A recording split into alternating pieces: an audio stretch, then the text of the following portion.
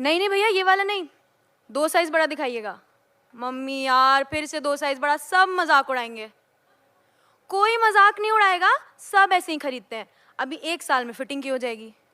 सबका तो पता नहीं, पर हमारे यहाँ स्कूल की सफ़ेद कमीज ऐसे ही खरीदी जाती थी, 2 साइज बड़ी। स्कूल हमारे जीवन का सबसे यादगार समय। अब आप ऐसे समझिए कि एक क्लासरूम है, आप उसमें घुसेंगे तो सामने एक बड़ा सा ब्लैक बोर्ड है जो है तो हरा, पर उसे कहते ब्लैक है क्यों, ये हमें आज भी नहीं पता। उसके आगे टीचर की टेबल रखी हुई है, उस टेबल पर एक लावारिस पड़ी पेंसिल और इरेजर है।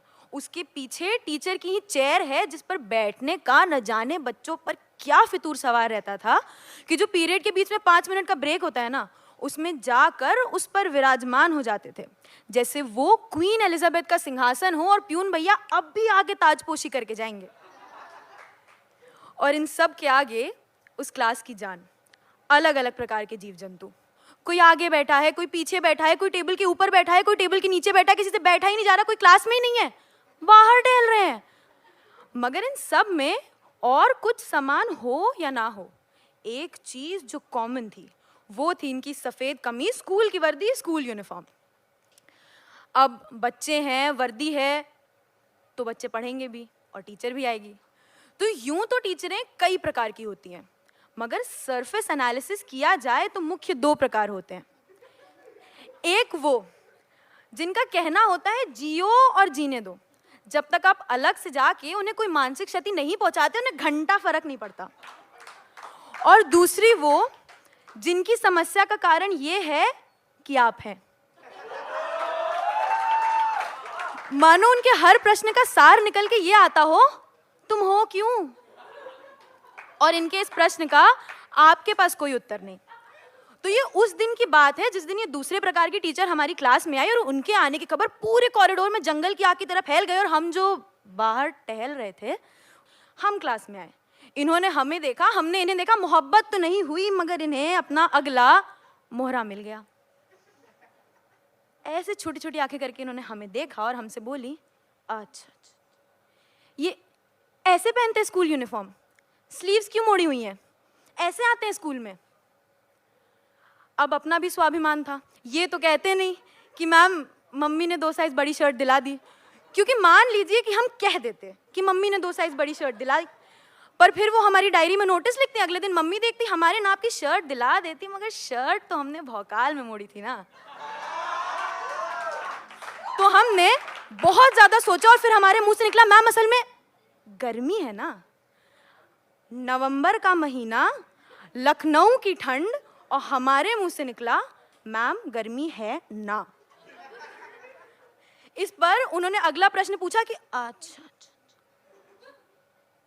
तो हाफ शर्ट क्यों नहीं पहनी। अब मन में आया, महिला स्मार्ट है,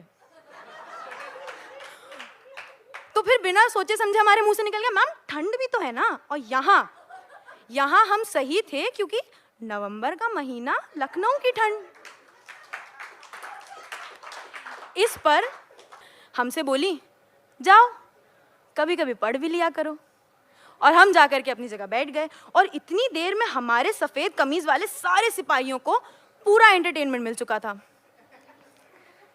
अब ये जो सफेद कमीज होती है ना, ये यूं तो सफेद होती है, जिसके सफेद ना होने पर आपको तमाम तरह की डांट पड़ सकती है, मगर इसमें भी अपने आप में कई रंग होते हैं, कई किस्से होते हैं, कई कहानियां होती हैं। और ये जो मुड़ी हुई स्लीव्स होती है ना, ये तो अपने आप में इनकलाब, कि देखो स्कूल प्रशासन वालों, यूं तो तुम हमें बिना स्कूल यूनिफॉर्म के अंदर घुसने नहीं दोगे, मगर उसी यूनिफॉर्म को गलत तरह से पहनकर हम भी अंदर आएंगे, कर लो जो करना है।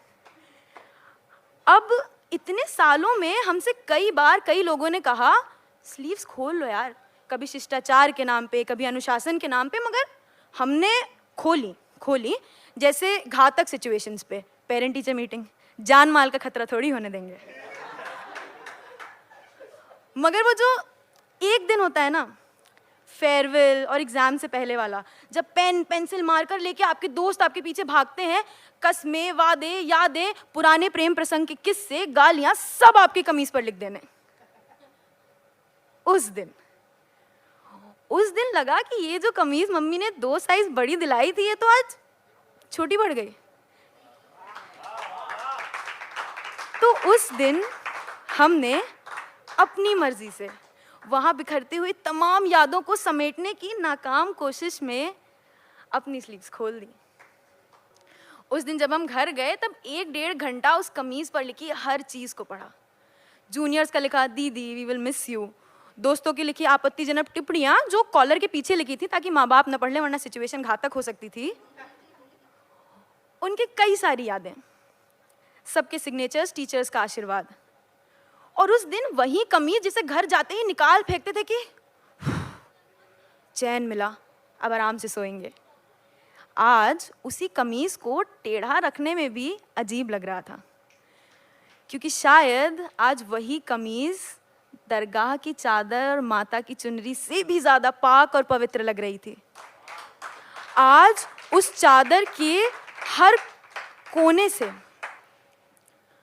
कोने से हर्फ दर हर्फ सारे किस्से पढ़ने में आ रहे थे। पहली शाबाशी, पहला फेलियर, क्लास में मिली पनिशमेंट, ग्राउंड में जो भाग के बंक मारा था, फिर जब धर लिए जाने पर पापा की डांट पड़ी थी, सब खाने के दाग, साल भर पहने बैजेस के बने छेद, सब कुछ उस दिन पढ़ने में आ रहा था। मम्मी आई और मम्मी ने कहा लाओ संभाल कर रख देते हैं, बाहर रहेगी तो गंदी हो जाएगी। मगर अंदर संभाल कर तो उसे रखते हैं ना जिसका कोई काम नहीं होता। और ये कमीज, ये कपड़े का टुकड़ा तो अब जीवन में जब हम हार जाएंगे तब हमें याद दिलाएगा, अरे ऐसे कैसे, अभी इस पर लिखे सारे नमूनों से किए वादे तो पूरे करने हैं। तो उस कमीज को बड़े एहतियात से हमने अपनी अलमारी के सबसे ऊपर वाले कोने में रखा है।